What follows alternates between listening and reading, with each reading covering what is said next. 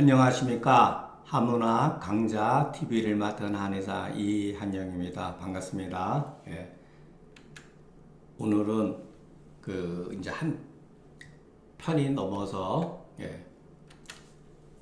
일곱 번째 글 수리편을 우리가 한번 알아보겠습니다.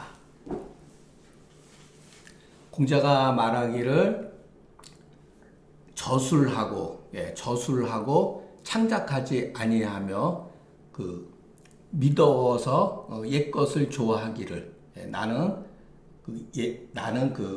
우리 노팽 선배를 견줄만 하다.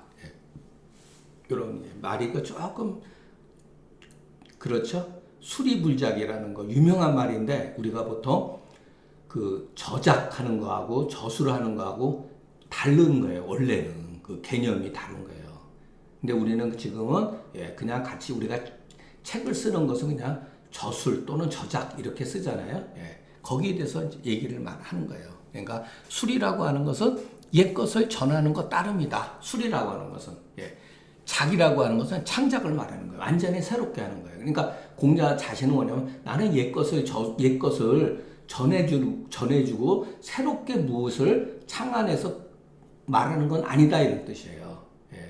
그래서 믿고서 옛것을 좋아하는 것을 절비라고 하는 건 가만히 이러세요. 가만히 나는 내 노팽한테 견줄만 하다, 비유할 만하다 이런 뜻이에요.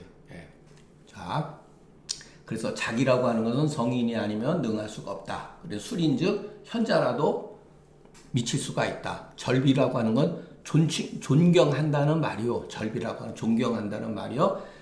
아는 친지지사다.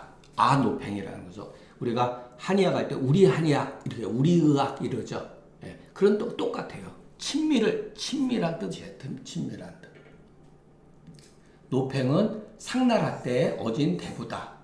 상나라 때 그러니까 공자보다도 거의 500년, 7, 800년 전 사람이죠. 그것이 대대의 내에 나온다. 이 대대래라고 하는 게 뭐냐면 얘기예요. 알기 쉽게 말해서 얘기가 한나라 때의 약간 편제가 전수되는 교정하는 가운데 얘기도 약간 여러 개의 판본이 있었다고 합니다. 그래서 제가 거기까지는 잘 모르겠어요. 그래서 우리가 현재 보고 있는 게 대대래라고 하는 글이에요. 거기에 있는 거예요. 그러니까 이것도 알고 보면 얘기에 보인다. 옛것을 믿고서 전술하는 거다. 자, 이거는 굉장히 유명한 얘기죠.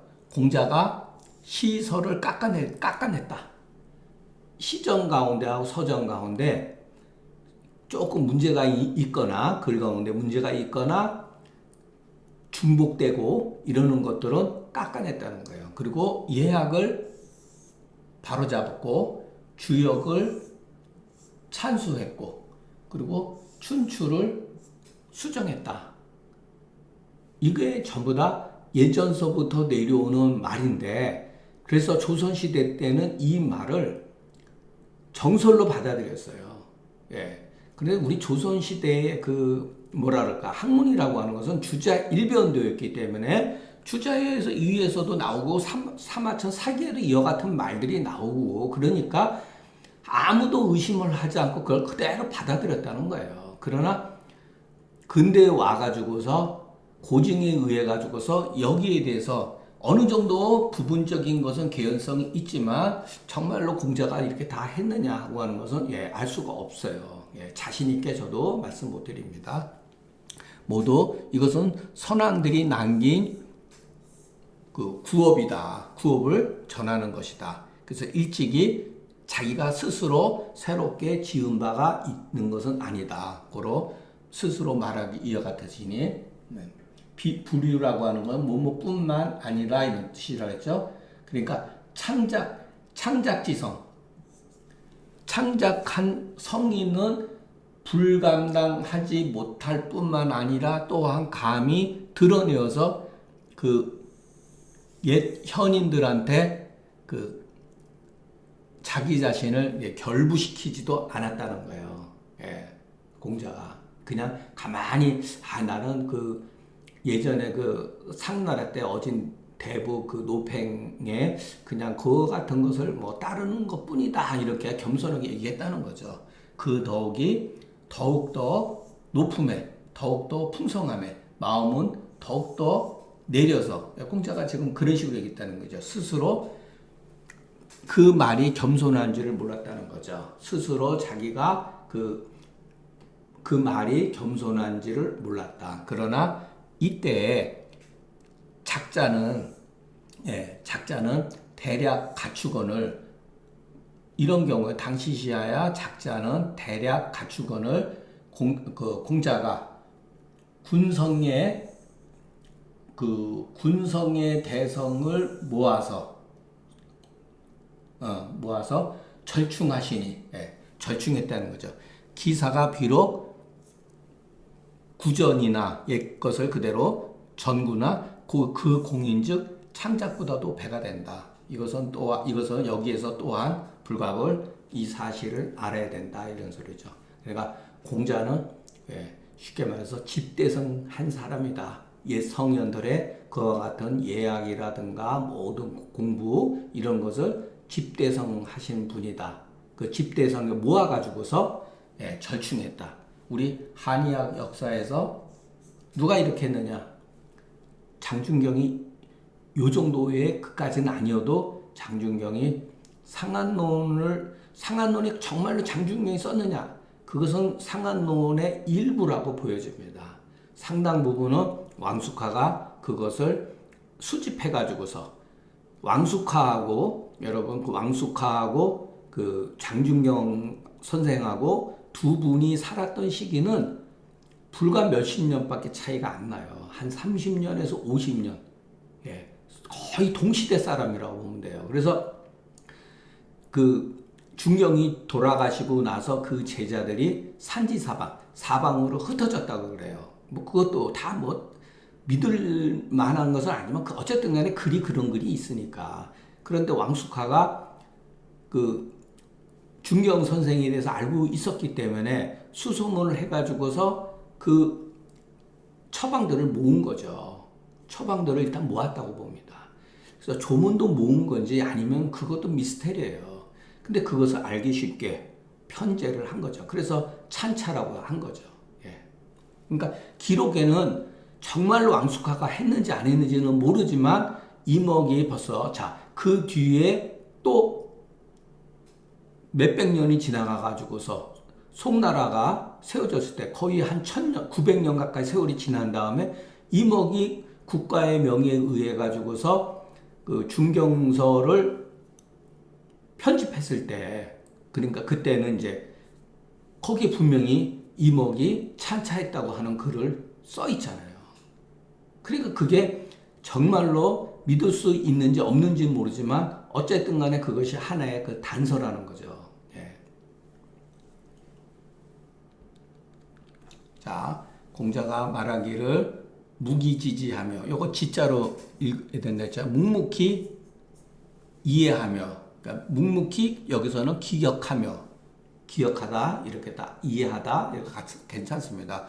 공부하는데 염증 내지 아니하며 사람을 가르치는데 권태로움을 느끼지 않는 것이 어찌 나에게 있겠는가. 자기 평생 이 양반이 평생 이렇게 해놓고도 자기가 이런 것이 나에게 어찌 있겠는가 이렇게 말하면 참 그렇죠. 지는 기다. 묵지는 이르자면 말하지 않지만 마음에 있는 것이다. 일설에 지는 지라고 했으니 말하지 않았더라도 마음이 이해하는 것이다. 그런데 전설이도 옳은 것 같다. 이게 묵지로 해가지고 말은 하지 않지만 마음에 이렇게 둔 것이다. 이렇게. 하유여 안은 말하자면 무엇이 능히 나한테 있겠는가. 이 세 가지는 이미 성인의 극지한 경지가 아니잖아요. 그죠? 극지한 상태는 아닌데 오히려 불감당한 것처럼 말씀하시니 겸손하면서 또 겸손한 글이다.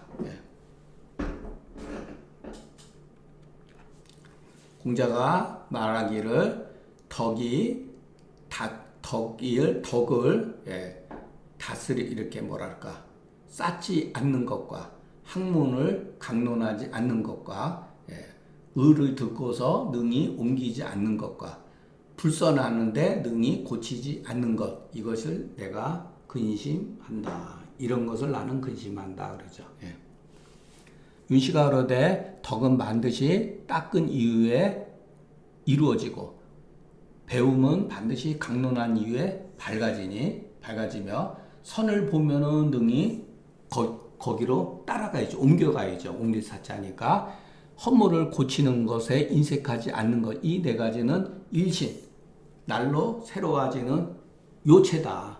진실로 능하지 못할 것 같으면 성인도 오히려 근심하는데 하물며 우리 같은 배우는 사람에 있어서랴. 뭐 이것은 뭐 따라서 하라 그러면 평생 해도 못 따라가는 말이지만 해석 자체는 뜻은 뭐 이렇게 우리가 누구든지 보면은 그냥 이해할 수 있는 글이죠. 이런 거는. 공자가 연거라고 하는 건 뭐냐면 이렇게 제비연이가 아니라 한가하게 거처할 때, 그러니까 무슨 크게 어떠한 그 일 처리하거나 어떠한 그 당시에 벼슬을 하면서 사람을 만난다 그런 게 아니라 한가하게 혼자 이렇게 제자들하고 평상시 상태에 거처할 때 이런 소리예요. 신신한 것 같으시며 요요한 것 같으시더라. 야, 이게 정말 여러분 이런 글이 쓰기가 엄청 어려운 글이에요. 자, 요게도 공자 제자들이 공자를 관찰을 했을 거 아니에요. 아, 우리 선생님 보통 분이 아닌데, 그러니까 일거수일투족 먹는 거에서 잠자는 것까지 모든 것을 다 기록을 해놓은 거예요. 근데 이 신신이 뭐고 요요가 뭔지 조금 불분명하죠. 자, 연거는 한간무사시시다. 어떤 그 공무가 없는 것 같은 것이다. 양씨가 그러되 신신은 그 행동 거지가 이렇게 긴장이 없는 상태, 풀어진 것, 편안한 상태다 이런 소리. 요요요는 그 얼굴 안색이 기쁜 것이다. 그러니까 밝은 거예요. 그 행동이 부드럽고 얼굴 안색이 기쁨에 있다는 거죠. 안색이 막 괜히 썩내고 골내고 막 그리고 뭔가 이렇게 안절부절하고 그런 게 아니라는 거죠. 그러니까 여러분 공자 제자들의가 말하는 공부가 바로 이런 거라는 거. 정자가 그러되 이것은 제자들이 성인을 형용한 아주 잘 성인을 형용한 곳이다. 성인처를 형용했다가 아니라 제가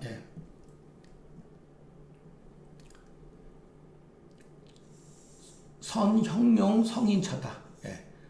성인을 아주 잘 성인을 형용한 곳이다.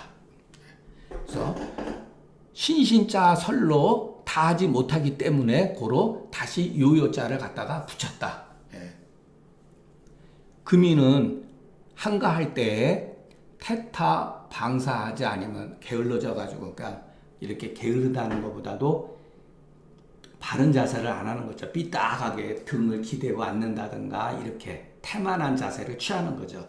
태만한 자세를 취하지 않으면은 어떨 때 너무 지나치게 엄격하다 이 소리예요. 태엄려하고 엄려하니. 자, 엄려시에 엄려시에는 이 내자를 붙이려고 해도 얻을 수가 없다. 내자가 뭐죠? 신신요요죠. 그러니까 이와 같은 사람들한테는 신신요요를 찾을 수가 없다는 거예요. 그리고 또 태타 그 방사시에 또한 이 내자를 붙이려고 해도 이 내자 붙일 수가 없다. 오직 성인은 저절로 중화의 기가 있는 것이다. 이거 막 노력해서 되는 게 아니라는 거죠.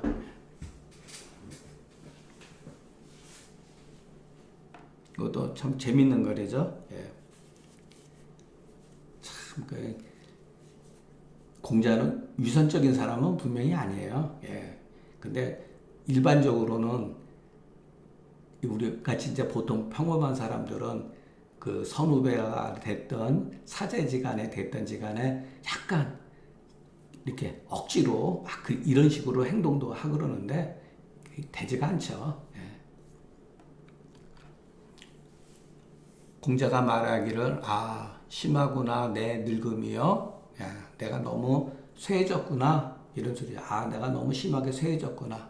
오래되었구나. 내가 다시 꿈에서 주공을 보지 못함이여. 보지 못함이로다. 오래됐다는 거죠.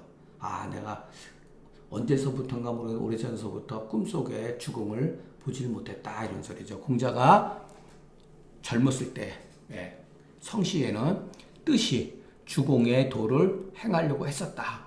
제가 그랬죠. 주공은 무왕의 동생이면서 문왕의 아들이에요. 그러나 그 주나라를 모든 예를 들어서 그 시스템이라든가 모든 그 사회의 어떤 뭐랄까 규율이라든가 예약이라든가 이런 것을 다 주공이 했다고 전해져 옵니다. 주공이 고로 목매지간에 마치 혹 보기도 했는데 늙음에 이르러서 능히 행하지 못해서는 다시 이 마음이 없어지고 또한 이와 같은 꿈이 없어졌다. 고로 이것을 인해서 자기의 그 쇠약해진 것이 심한 것을 노쇠해진 것이 심한 것을 한탄한 것이다. 정자가 아로되 공자가 그 젊었을 때는 그러니까 몸이 좀 건장하고 건강했었을 때는 뭐 이렇게 해도 됩니다. 오매간에 항상 자나깨나 항상 주공의 도를 행하기를 마음속에 두었다. 그런데 그 늙음에 이르러서는 지려가 쇠약해지고 해서 가히 그것을 실천할 수 없게 되었다. 자, 존도자 시민이 도를 지니고 있는 것은 시민이 마음속에는 노소의 다름이 없죠. 저희들도 그렇잖아요. 그죠? 나이 60 먹을 때나 사실은 뭐 30 먹을 때나 마음 자체는 크게 변한 게 없는데 몸은 따라주지 않죠. 그러니까 근데 도를 행하는 건 뭐죠? 몸이 하는 거잖아요. 그러니까 늙음께가 몸은 쇠해졌다 그런 거예요. 뭐 이런 해석은 여러분 우리가 안 봐도 다 알잖아요. 이런 거는.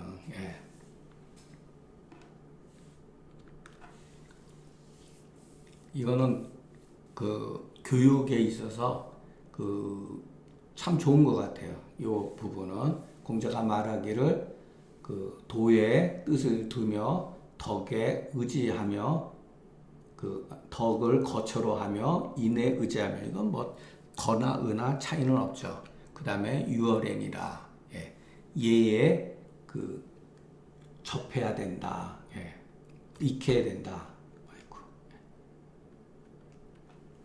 지효도 지자는 심지소지 마음이 가는 바 그것을 이르는 것이요 도는 인륜 일용지간에 마땅히 행해야 되는 거다. 그러니까 인륜의 그 일용지간이라고 일상생활이라고 그랬죠.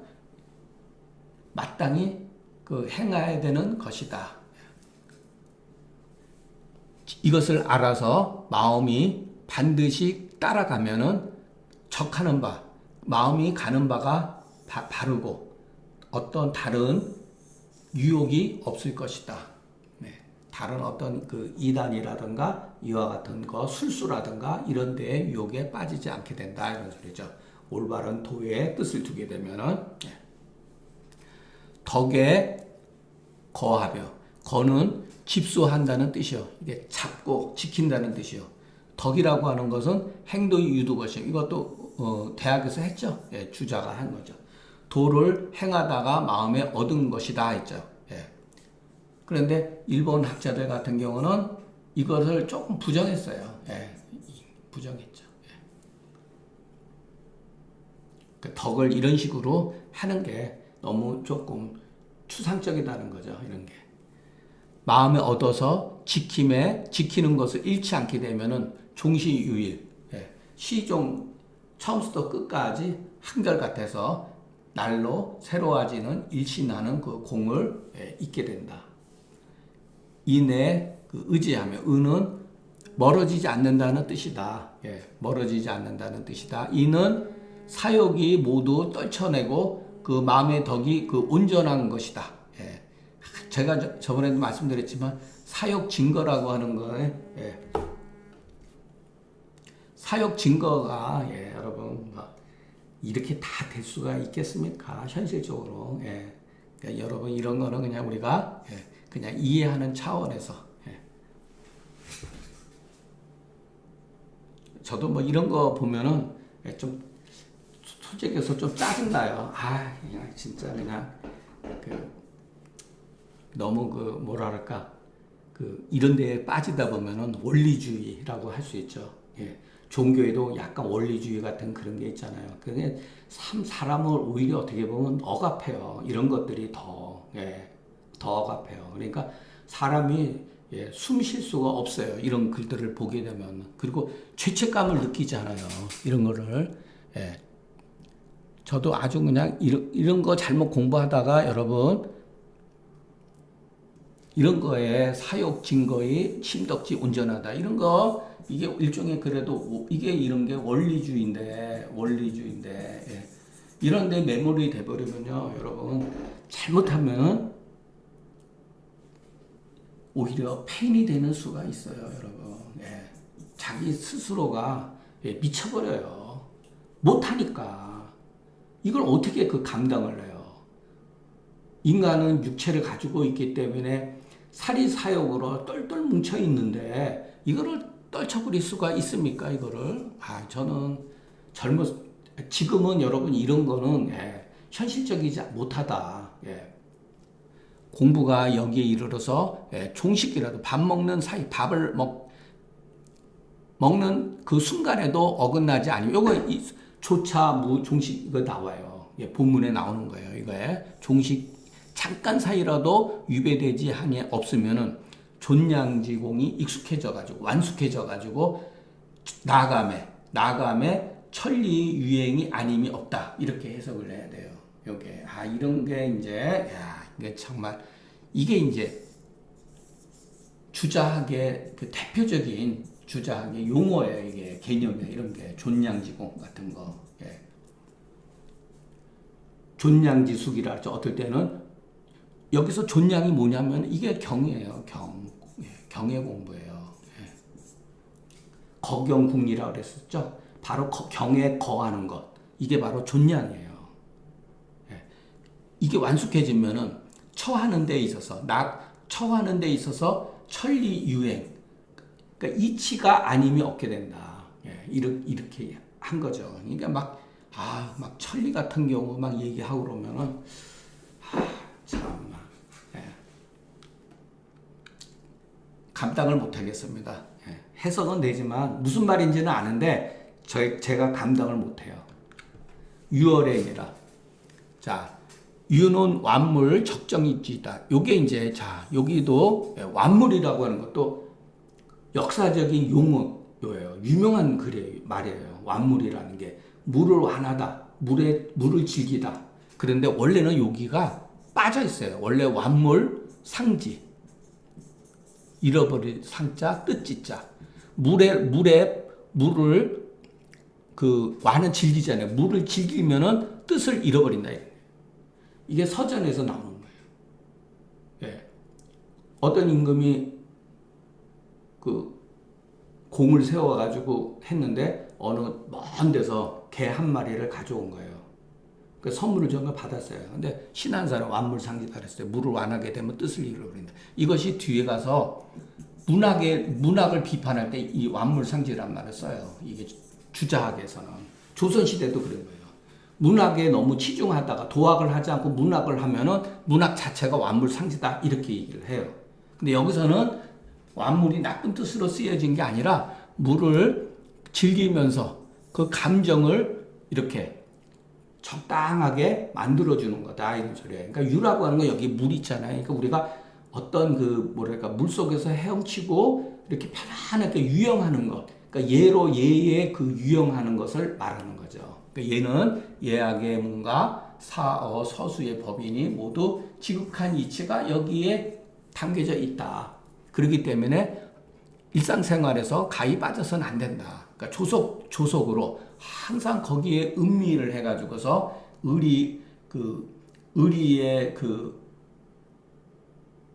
의리의 취를 넓게 하면은 응무하는 데 있어서 남음이 있게 되고 또한 마음에 저절로 방일함이 없게 된다.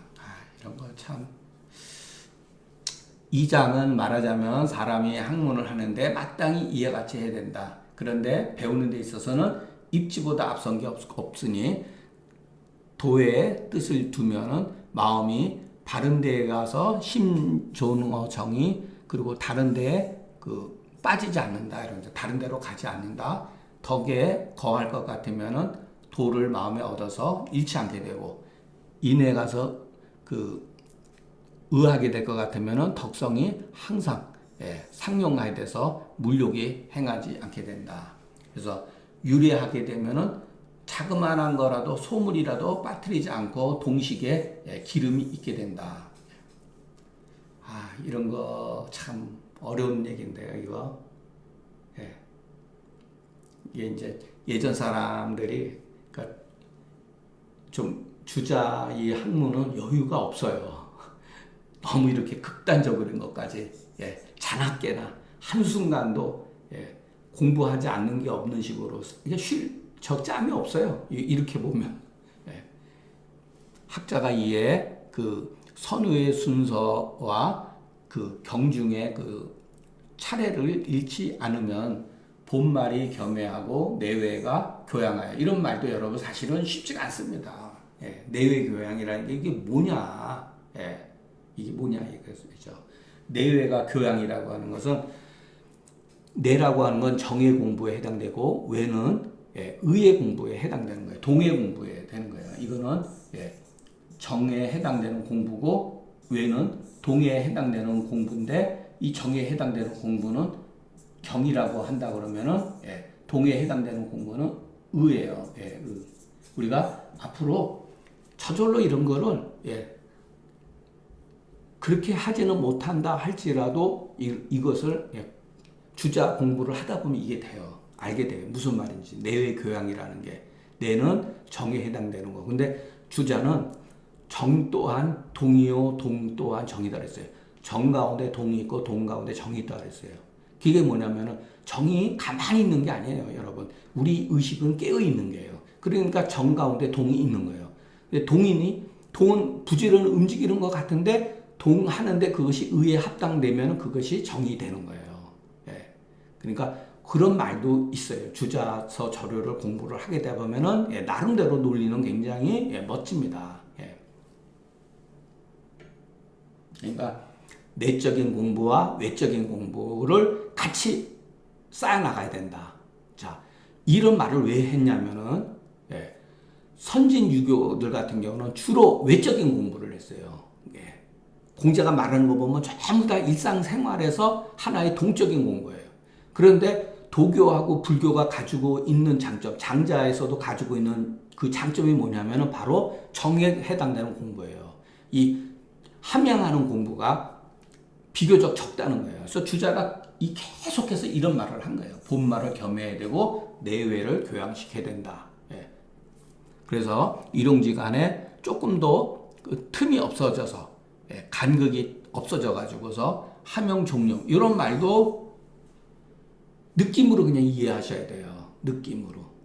함용이라는 게 이렇게 뭐냐면은 편안하게 우리가 물속에서 이렇게 헤엄치듯이 빨리 하는 게 아니라 아주 그렇게 천천히 느긋하게 하면서 종용이라고 하는 것은 요즘에 말하는 조용하다 이런 하는 거하고 의미가 비슷합니다. 그래서 소홀히 조금이라도 스스로 성현의 그 경지에 들어가는 것을 알지 못한다. 호련히 갑자기 어느 날 성현의 경지에 들어가는 것을 알지 못한다. 이와 같이 계속 하다 보면 내외를 겸해하고 본말을 겸해하고 내외를 교양해서 일상생활에서 조금이라도 틈이 없이 한다면 조금이라도 틈이 없이 해서 이와 같이 공자가 말한 네 가지 어떠한 공부를 계속해서 이렇게 함용종용하게 되다 보면은 호련히 스스로 성인의 그 경지에 들어가는 것을 알지 못하게 된다. 말은 그렇게 되어 있는데 정의천이 여기 논어에 보면은 성인의 경지에 들어간다는 말은 없잖아요. 그죠? 근데 정자하고 주자는 이렇게 공부를 끊임없이 하다 보면 그러니까 정자하고 주자가 추구했던 세상은 뭐냐면은 학으로서 성현에 들어간다는 거예요. 공부를 해가지고 성현. 그게 말처럼 쉽습니까? 그러니까 여기다가 이런 말을 쓴 거예요. 성현의 경지에 들어간다. 그런데 원래 저는 이렇게 봐요. 수양론으로도 볼 수가 있지만 결국은 공부하는 건 뭐냐면은 선비가 뭐냐면은 사회에서 필요로 하는 그 인재를 양성하는 것이거든요. 예. 성인이 되기 위해서 우리가 공부하는 게 아니거든요. 근데 이런 말을 만약에 조선시대에 제가 했다 그러면은 죽지요. 예, 죽죠. 성현의 학문을 모욕하는 놈이라고 욕하죠. 지금도 그런 사람이 있어요. 제가 이런 식으로 만약에 강의를 하면 여러분 우리가 성현의 경제 들어갈 공부하는 게 아니잖아요. 예. 지식을 추구하고 사회에서 필요로 하는 인재가 되기 위해서 하는 것이지 그것이 반드시 왜 수양을 해야 되는 거예요. 이렇게 하면 좋죠, 여러분. 예. 우리가 음악도 듣고 다 듣잖아요, 어느 정도. 그게 유월이에요.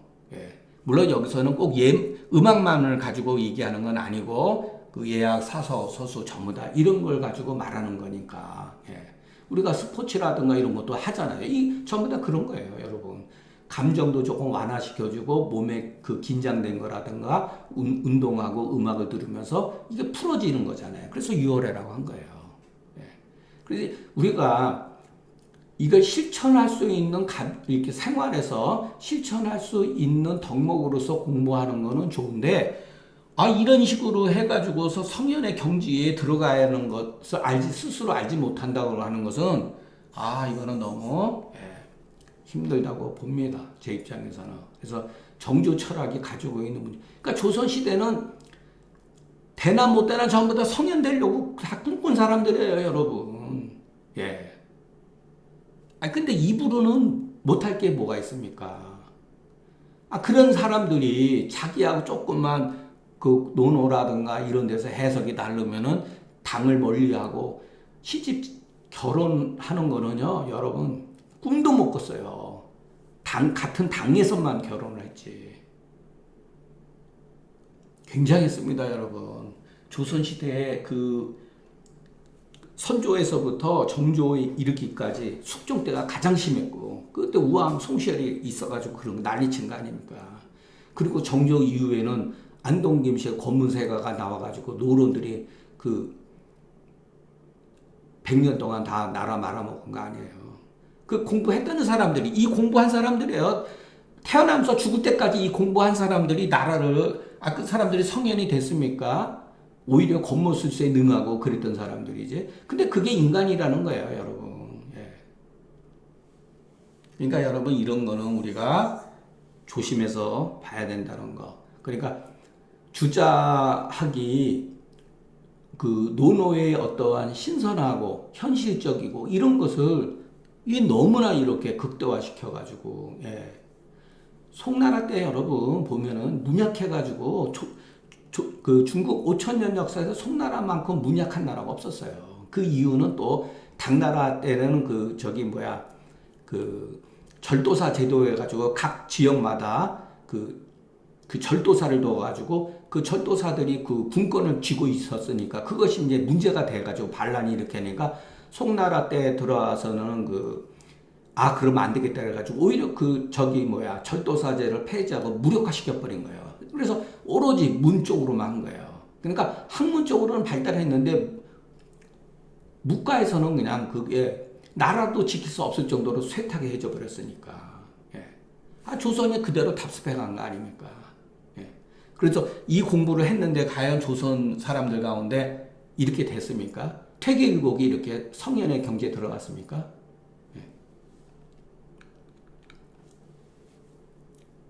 오늘 강의는 여기서 마치겠습니다.